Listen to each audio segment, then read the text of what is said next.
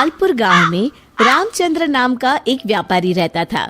उसकी कपड़ों की दुकान थी और उसकी दुकान पर 3 नौकर थे। मोनू, तुम अपने घर गए थे ना? तुम्हारी बहन की शादी कैसी रही? बहुत अच्छे से हो गए मालिक। अगर आपने पैसों की मदद नहीं की होती तो पता नहीं क्या होता। ये तो सब ऊपर वाला करता है, मैं तो सिर्फ जरिया हूँ। रामचंद्र बहुत दयालु था और सबकी मदद किया करता था। मोनू भाई, सेठ जी कितने अच्छे हैं। मुझे भी माँ के इलाज के लिए कुछ पैसे चाहिए।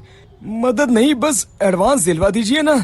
अरे तुम खुद ही कह दो ना सेठ जी से, सेठ जी मना नहीं करेंगे। सबको इतनी आसानी से पैसे देते हैं? जरूर इस सेठ के पास बहुत ज्यादा पैसा है। अगर मैं कभी कुछ चुरा लूं तो इस सेठ को पता भी नहीं चलेगा और मैं माला माल हो जाऊंगा।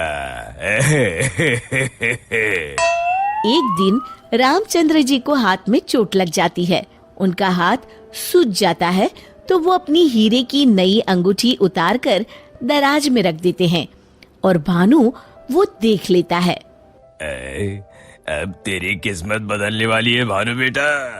अगर ये हीरे की अंगूठी तेरे हाथ लग गई ना तो ये लहंगा चोली के चक्कर में नहीं पड़ना पड़ेगा। अपनी भी एक दुकान होगी, तू भी दिन भर सेठ की कुर्सी पर बैठा रहेगा, तेरे आगे पीछे नौकर चाकर घूमेंगे। सोचते सोचते भानु सपने देखने लगता है। उसे ये सब दिखाई देने लगता है। ओ भानु, क्या सोच रहा है? चल खाना खाने चलते हैं, सेठ जी भी आराम कर रहे हैं।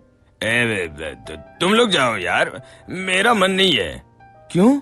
तेरी तबीयत तो ठीक है ना? हाँ भाई, मेरी तबीयत एकदम दुरुस्त है, बस कुछ करने का मन नहीं है। चल ठीक है, हम खाना खा के आते हैं। जैसे ही लोग बाहर जाते हैं, भानु मौका देखकर अंगूठी निकाल लेता है।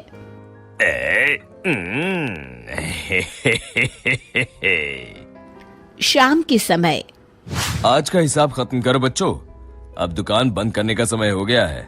जब वे दराज खोलते हैं, अरे ये क्या, मेरी अंगूठी कहाँ गई? मोनू, भानु, भोला, तुम लोगों ने मेरी हीरे की अंगूठी कहीं देखी है क्या? कौन सी अंगूठी मालिक? क्या हुआ मालिक? अब कुछ नहीं, अब कल सुबह मिलते हैं। रामचंद्र रात भर सोचते रहते हैं। अगली सुबह आज दुकान को दुल्हन की तरह सजाओ, हर आने जाने वाले का मुंह मीठा करवाओ, आज बड़ी खुशी का दिन है। ऐसी क्या बात है सेठ जी? दरअसल कई सालों पहले एक दिन मुझे एक हीरे की अंगूठी मिली। मैं उसे उठा के घर ले आया। उसी रात मुझे सपने में आकर एक बाबा ने श्राप दिया कि तूने पैसों के लालच में जो अंगूठी उठाई है, अब वही तेरा नुकसान करवाएगी। जब से वो अंगूठी मेरे पास थी, मुझे कहीं न कहीं घाटा होता रहता था। घर में कोई न कोई बीमार होता रहता था। पर कल वो अंगूठी किसी ने चुरा ली और वो चोर अंगूठी के साथ साथ श्राप भी ले गया। पर अगर ऐसा ही था तो आपने वो अंगूठी फेंक क्यों नहीं दी सेठ जी? अरे बाबा जी ने कहा था कि न मैं उसे फेंक सकता हूँ, ना ही किसी को दे सकता हूँ। बस मुझे इंतजार करना है कि कोई स्वेच्छा से वो अंगूठी मुझसे ले ले। तो क्या आपका श्राप मुझे मेरा मतलब उस चोर को लग जाएगा? बिल्कुल। अब वो बेचारा ना अंगूठी फेंक सकता है, न किसी को दे सकता है। वैसे एक उपाय है। क्या उपाय सेठ जी? अरे तुम्हें क्या करना भानु भैया, अब चोर जाने और उसकी किस्मत। तू चुप कर, मैं तो ऐसे ही जानना चाहता हूँ। हाँ, क्यों नहीं, क्यों नहीं। दरअसल अगर पूर्णिमा की रात को चोर हमारी दुकान के पीछे वाले बरगद के नीचे अगर अंगूठी गाड़ दे तो वो श्राप से बच जाएगा। तो आपने क्यों नहीं ऐसा किया सेठ जी? तू मेरी जान ले ले। अरे भाई, मुझे ये उपाय अभी पता चला।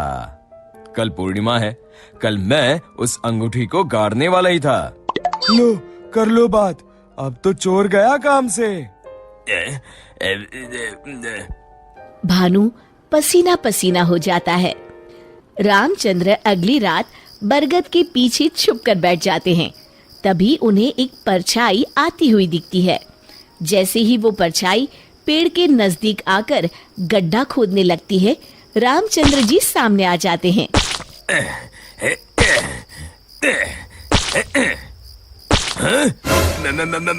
मर गए रे। मुझे माफ कर दीजिए सेठ जी। क्यों, क्या सोचने लगा भानु? माफ कीजिए, मैं हाथ जोड़ता हूँ, आपके पैर पकड़ता हूँ, मुझे माफ कर दीजिए। मुझे इस शराब से मुक्ति चाहिए।